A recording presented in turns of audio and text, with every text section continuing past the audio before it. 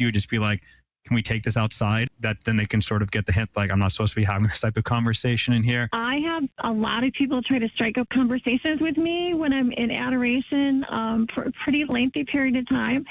And I just didn't know if, I don't want to be rude, but I didn't know if it was a sin to talk during Eucharistic adoration. So I think in general, we do need to keep in mind that the church is not a social space. It is a place for prayer and for worship, and that a certain decorum and silence should always, have its place in the church or in the chapel where the adoration is happening. And so that should always be respected.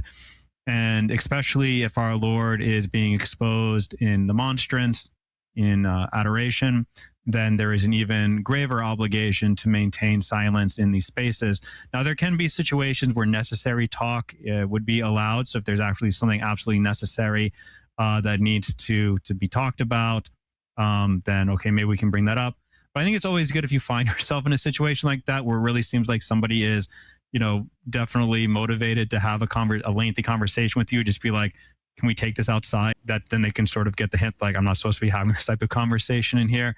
Now, is it a sin? I would say that yes, if you look at the older manuals and the older examinations of conscience, they will say that unnecessary and distracting talking in church, and especially during divine services, is going to be sinful. I don't think, if you're not the one instigating it, then you're just trying to navigate it as best you can. I think the good thing to do is just to ask them, be like, hey, why don't we take this outside? Would be a good way to sort of address the situation.